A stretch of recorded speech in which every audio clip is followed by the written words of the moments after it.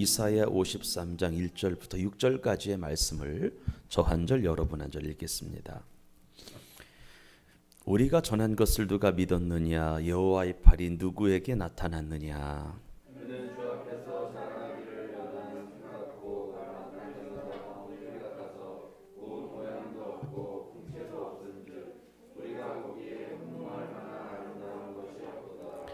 그는 멸시를 받아 사람들에게 버림받았으며 간고를 많이 겪었으며 질고를 아는 자라.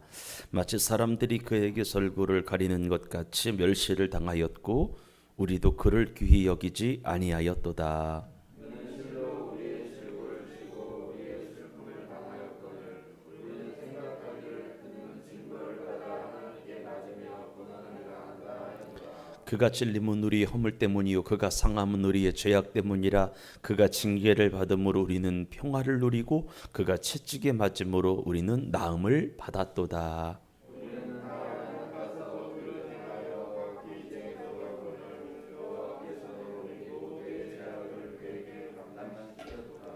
아멘.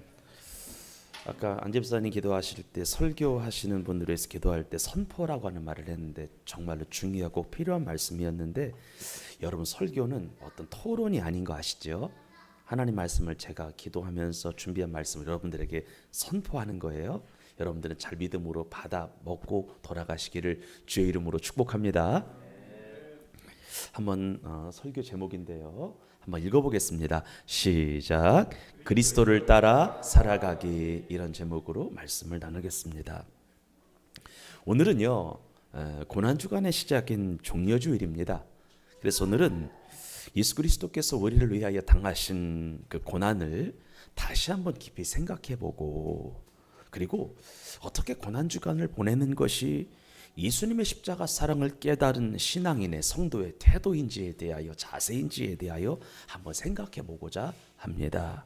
그리고 오늘은 어린아이부터 장년에 이르기까지 함께 말씀을 듣는 시간이기 때문에 연령을 초월하여 모든 성도님들이 다 이해를 해야 되기 때문에 이런저런 예화를 좀 섞어가면서 여러분들에게 말씀을 전할 테니까 잘 받으시기를 바랍니다. 너무나도 아름다운 여학생 하나가 있었어요. 그 여학생이 나타나면 얼마나 예뻤냐면 주변이 환해질 정도로 예쁜 여학생이었던 것 같아요. 아무래도 소리 같은 친구였던 것 같아요. 예. 그런데 반대로 엄마의 얼굴은 세상에서 그렇게 추할 수 없을 정도로 흉측한 사람이었습니다. 그러다가 집사님 그렇다는 건 아니고요. 오해하지 마시고. 불에 타다 나면 부지깽이 같은 얼굴이라고 하는 표현이 있죠. 뭐 곰보 이런 얼굴이었던 것 같아요. 그래서 여학생은 친구들에게 자기 엄마 얼굴을 보여주는 것이 너무 싫어서요, 그는 친구들을 자기 집으로 데려온 적이 한 번도 없었습니다. 그리고 친구들에게 어머니를 소개해 준 적도 없었고요. 물론 그 여학생은 자기 엄마가 학교 오는 것도 좋았겠어요, 싫었겠어요? 정말 싫어했어요. 온 적이 없어서 극구 반대했기 때문에. 그러던 어느 날 그 학생이요, 도시락을 빠뜨리고 학교에 가요. 딸의 실수였죠. 어머니는 고민 끝에 내가 학교에 가서 이 도시락을 주고 올까 말까 고민하다가 만약에 가면 딸이 싫어할 텐데, 이런 고민이 들다가도 배고플 텐데 막 갈등이 되는 거예요. 그런데 딸이 배고플 것을 너무나 걱정한 나머지 도시락 가지고 학교에 가요. 딸의 교실에 찾아갔던 거죠.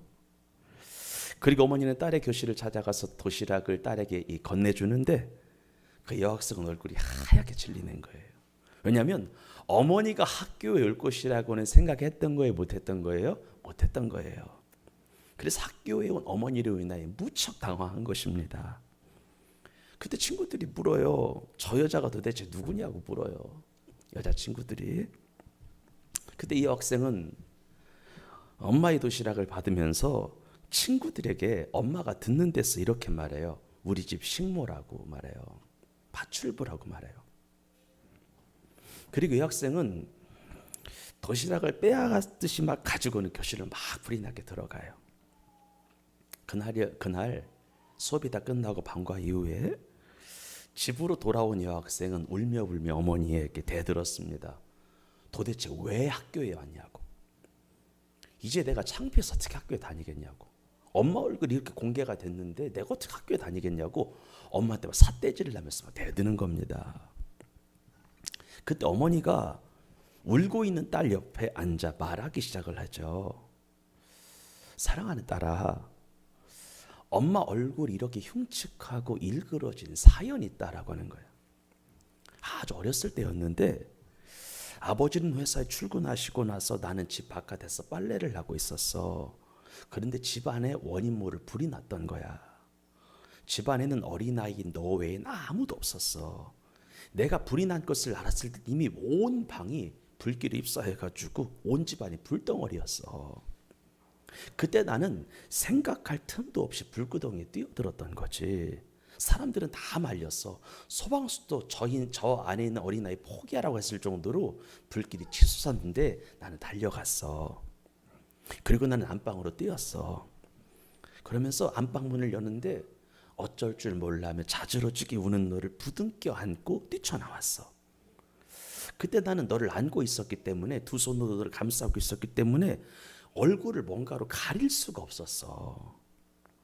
그리고 나는 가까스로 빠져나와서 병원에 입원하여 사경을 헤매다가 목숨을 건져서 오늘 너랑 내가 마주하고 있는 거야. 그리고 그때 입은 화재로 인하여 얼굴이 심하게 화상을 입어서 이렇게 되었던 거지. 딸은 엄마 이야기를 듣는 순간 너무도 미안한 거예요. 죄송한 거예요. 그러면서 어머니 품 안에 달려가서 부둥켜 안습니다. 그리고 흐느끼 울며 말해요. 엄마 용서해달라고. 내가 너무 잘못했다고. 너무 미안하다고 엄마한테 얘기를 해요. 그런 줄도 모르고 딸은 엄마를 보여주지 못했던 거죠. 그 이후에 여학생은요, 얼굴이 일그러진 어머니를 누구에게라도 감격스러운 마음으로 자랑을 하기 시작해요. 이 여자가. 내가 당할 것을 어머니가 대신 당하신 것이라고 말하면서 많은 사람들에게 막 자랑을 하는 거예요. 자기 엄마 얼굴을 보여주면서. 사랑하는 생명의 빛교회 성도님들, 이것이 바로 십자가라고 하는 이야기의 비유입니다. 여러분, 우리가 당할 것을 예수님이 대신 담당하셨죠. 믿으시면 아멘 합시다. 우리가 당할 고통과 저주를 예수님이 대신 담당을 하신 거예요. 우리가 받을 찔림을 대신 받으셨고, 우리가 받을 고통을 대신 받으셨고, 우리가 받을 징계를 대신 받으셨고, 우리가 받을 멸시천대를 대신 받으셨고, 우리가 맞을 채찍을 대신 당하신 거예요. 성경 하나 읽어보겠습니다. 읽겠습니다. 시작. 그는 실고 우리의 질고를 지고 우리의 슬픔을 당하였거늘 우리는 생각하기를 그는 징벌을 받아 하나님께 맞으며 고난을 당한다 하였노라. 우리의 질고를 지고 우리의 슬픔을 당하였는데 그는 징벌 때문에 저징역이 되었다라고 많은 사람들이 생각을 한다는 거죠. 5절 읽겠습니다. 시작. 그가 찔림은 우리의 허물 때문이요 그가 상함은 우리의 죄악 때문이라. 그가 징계를 받음으로 우리는 평화를 누리고 그가 채찍에 맞음으로 우리는 나음을 받았도다. 6절 시작. 우리는 다 양 같아서 그릇 행하여 각기 제 길로 갔거늘 여호와께서는 우리 모두의 죄악을 그에게 담당시키셨도다. 아멘. 그래서 여러분들, 예수님의 고난은 다음과 같은 세 가지 특징이 있습니다. 몇 가지 특징? 세 가지 특징이 있어요. 첫째, 기본적인 거지만 고난주간을 맞이하여 다시 사귀어야 할 건데 한번 크게 따라합시다. 대속의 고난입니다. 아멘. 예수님은 자기 자신의 죄나 자기 자신의 허물 때문에 고난당하신 것이 아니었다라고 하는 거죠.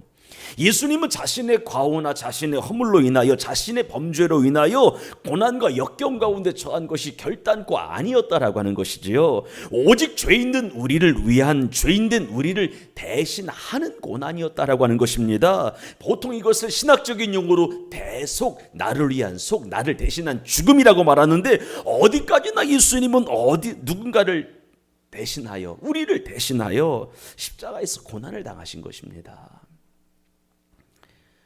설교를 준비하다가 이런 이야기를 좀 보게 됐어요. 나누고 싶었던 이야기인데, 시원한 나무 밑에서 한 성인이 인생이란 무엇인가, 어떻게 사는 것이 바르게 사는 것인가, 어떻게 사는 것이 똑바로 사는 것인가, 그러니까 인생의 진정한 도에 대하여 고민하던 성인 하나가 있었습니다. 그때 배고픈 귀신인 아귀에게 쫓기던 불쌍한 비둘기 한 마리가 이 성인 품문으로 오는 거예요. 그때 성인은 이 비둘기를 품에 감싸고 내놓질 않습니다. 배고픈 아귀가 말해요. 그 비둘기는 내 밥이니까 내놓으라고. 성인이 말합니다. 나는 내 품으로 들여와 살려달라고 애원하는 저 비둘기를 너에게 내어줄 수가 없다라고 말하죠. 그때 아귀가 말해요. 나 배고파 죽겠다고 내놓으라고. 미치겠다고 막 내놓으라고 말하는 거예요. 근데 성인이 말합니다. 나는 이 가련한 비둘기의 생명을 내팽개칠 수 없다라고 말해요. 차라리 비둘기 무게만큼 내 살을 내어주겠다라고 말해요. 그리고 그 당시에 성인에게는 여러분 이런 저울 아시죠? 이런 저울. 양쪽에서 무게를 달 수 있는 저울이 있었는데 요 한쪽에 비둘기 한 마리를 올려놓았어요. 자기에게 찾아온 비둘기를. 그리고 한쪽 저울에 자기의 넓적살이 딸을 이렇게 칼로 이렇게 베서 올려놓는 거예요. 그런데 올려놓았을 때 여전히 이 비둘기가 있는 쪽으로 무게가 기울어져 있는 거예요. 그러면서 결국에는 기울어진 것을 맞추려면 여기가 뭐 해야 되는 거예요? 채워져야 되는 거잖아요. 그래서 자기의 다른 살점을 또 떼서 이 저울 위에 또 올려놓습니다. 그래도 비둘기 쪽으로 또 기울어 가는 거예요. 이때 성인은 더 이상 안 되겠다 싶어가지고 자기가 이 저울 위에 올라가요. 그제서야 저울이 뭐해진 거예요? 평평 균형을 잃은 거죠. 그때였습니다. 자신을 죽이려고 달려들던 아귀는 자취를 감추어요. 그리고 어디서 음악 소리가 들리며 꽃잎이 흩날려요. 얘긴데요. 성인은 그때 도를 하나 깨닫습니다. 한번 따라하겠습니다. 자신이 죽으려는 곳에 생명이 있다.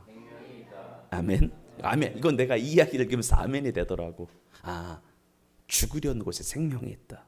전적으로 헌신 있는 곳에 성취가 있음을 깨닫습니다. 여러분, 딸 대신에 어머니 얼굴이 망가졌어요. 비둘기 대신에 성인은 자기 살점을 찢었어요.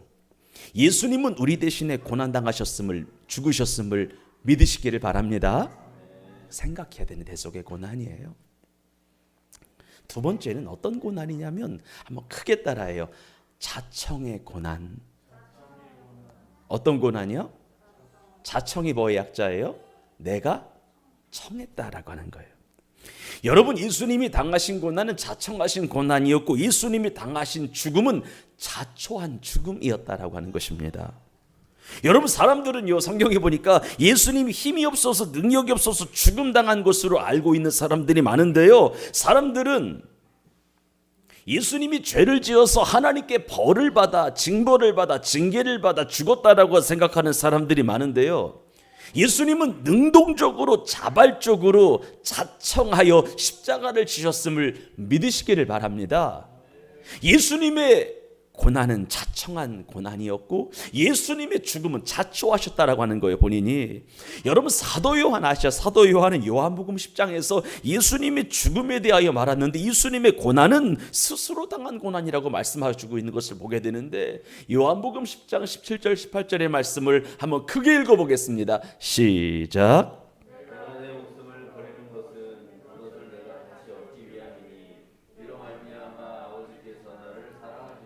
18절 시작. 이를 내게서 빼앗는 자가 있는 것이 아니라 내가 스스로 뭐 하는 거래요?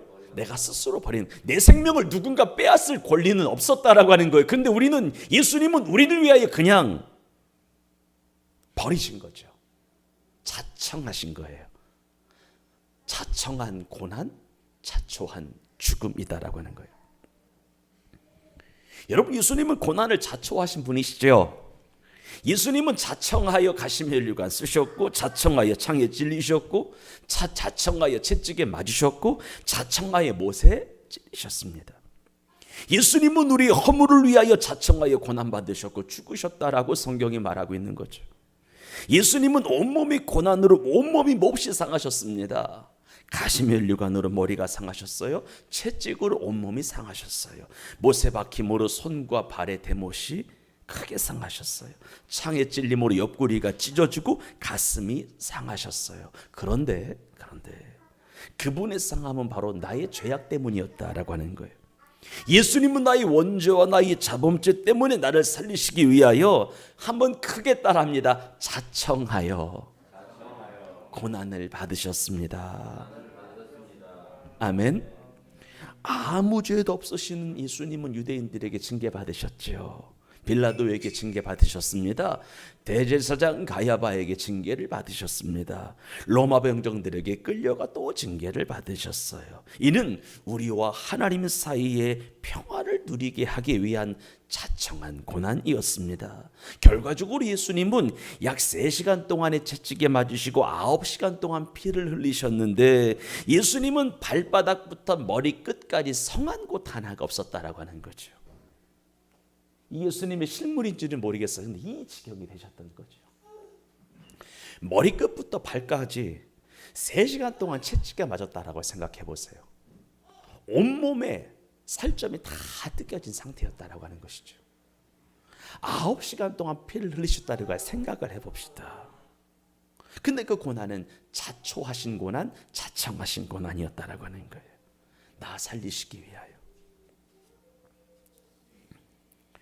마지막으로 3번째인데요. 한번 따라하겠습니다. 예수님의 고난은 최대치의 고난. 아멘.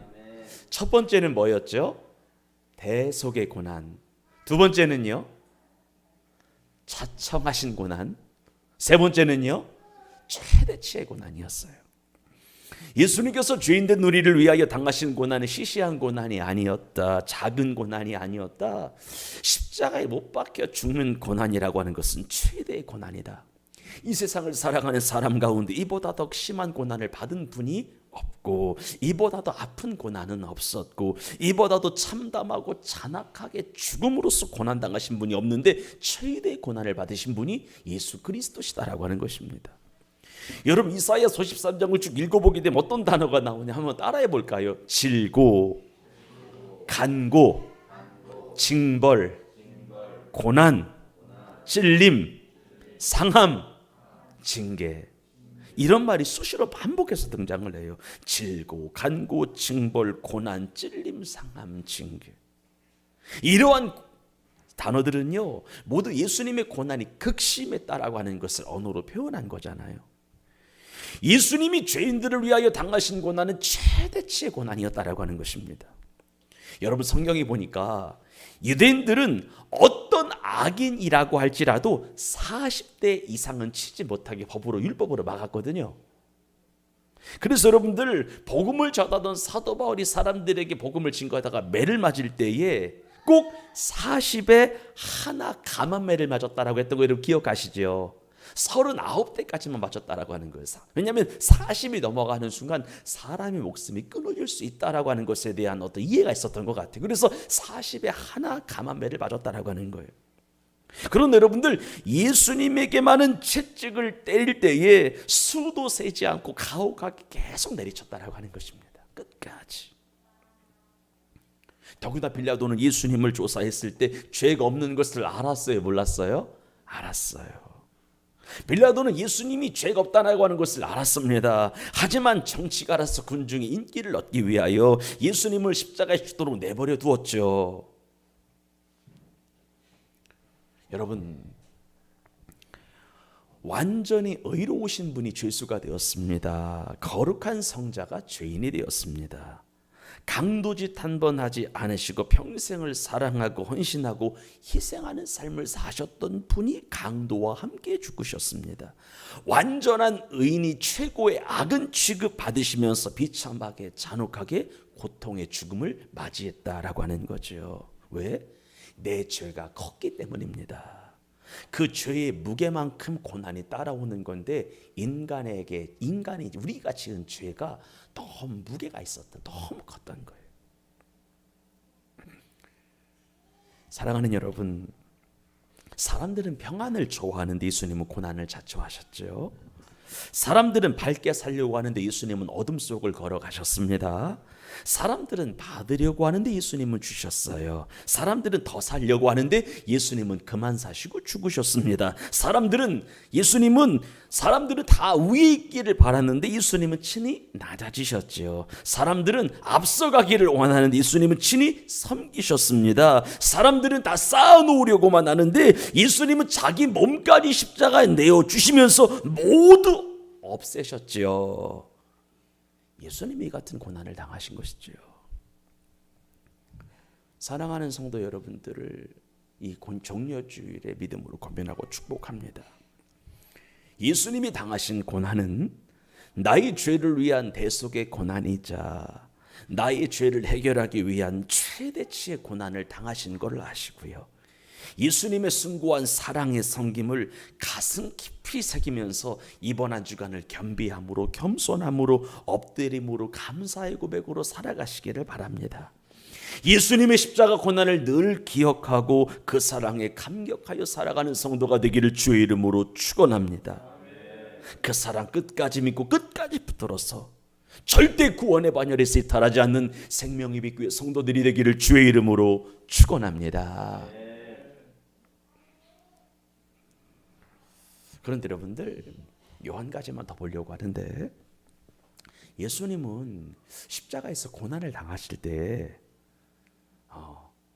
바울의 이야기를 빌려서 이야기를 하면은 모든 고난을 다 받으신 것이 아니었어요.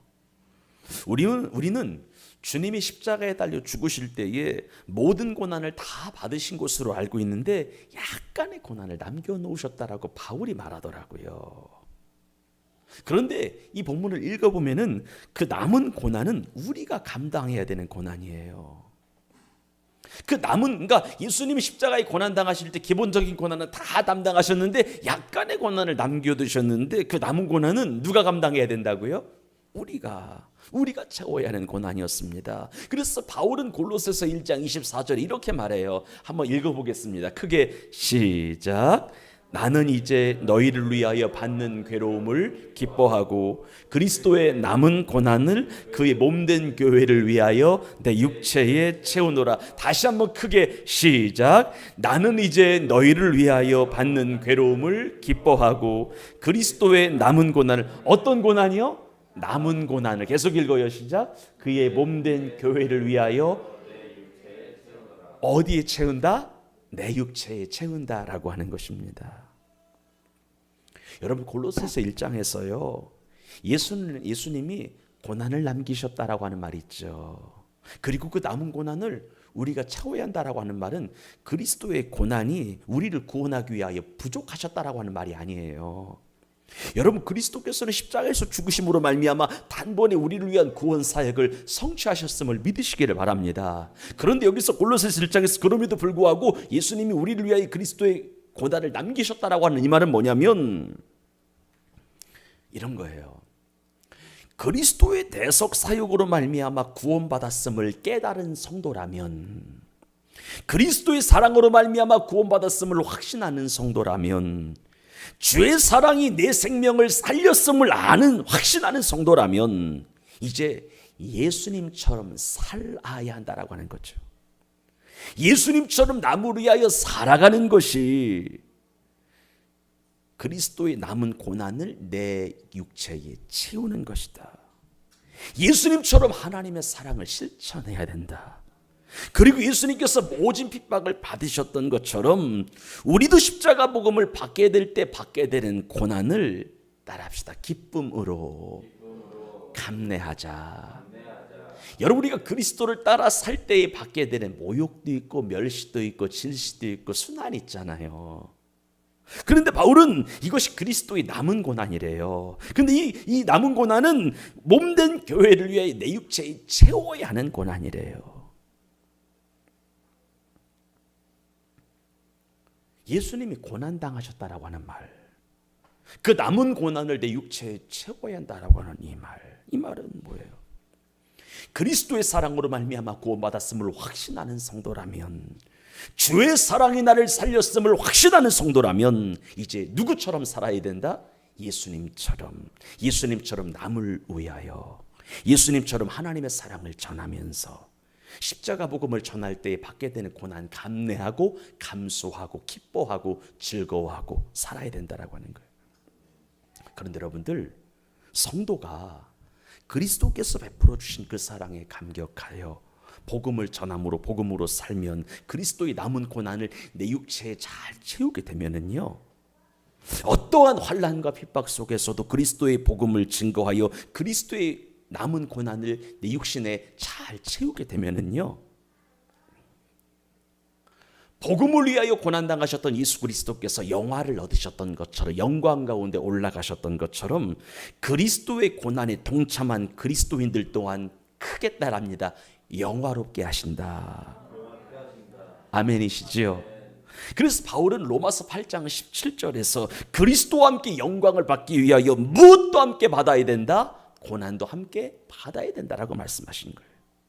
결국 그리스도께서 여러분들에게 고난을 조금이라도 남겨두신 이유는 한번 크게 따릅니다. 나를 위한 일이었다. 아멘이시죠? 성도가 영광스러워지려면 그리스도의 남은 고난에 조금 동참할 필요가 있다. 해야 한다. 그래서 바울은 이런 말을 하더라고요. 한번 크게 읽어볼까요? 고린도서 4장 17절 크게 시작. 우리가 잠시 받는 환난에, 우리가 이 땅에서 아무리 큰 환난을 받아도 하나님 보셨을 때 어떤 거래요? 경하다라고 하는 건 뭐예요? 가벼운 거래. 다시 한번 읽어봐요. 우리가 잠시 시작. 우리가 잠시 받는 환난에 경한 것이 지극히 크고 영원한 영광에 중한 것을 우리에게 이루게 하나니, 이 땅에서 고난받는 삶을 살아갈 때에 영광에 중한 것이 우리에게 이루어지는 것임을 믿으시기를 바랍니다. 옆 사람을 축복해요. 그리스도를 따라 삽시다. 한 번 더 축복해요. 고난도 기뻐합시다. 시작. 아멘. 그리스도의 남은 고난을 그의 몸된 교회를 위하여 내 육체에 채운다. 이거 잘 기억하는 한 주간이 되기를 바랍니다. 바울은 그리스도의 복음을 위하여 수많은 고난을 받았습니다. 그는 복음을 위하여 얼마나 많은 고난을 받았으면 내 몸에 예수의 흔적이 있대요. 흔적을 지녔대요. 진짜 힘들었던 거예요, 바울이. 그런데 바울에게 있었던 그 고난의 흔적은 그에게 하늘 영광을 보장할 징표이기도 했다라고 하는 것을 꼭 기억하시기를 바랍니다. 정녕 바울은 그리스도의 남은 고난을 자기 육체의 체험으로 따라합니다. 하늘 영광을 예약한 사람. 아멘. 물론 우리는 바울의 10분의 100분의 1도 못 따라가는 거 알아요.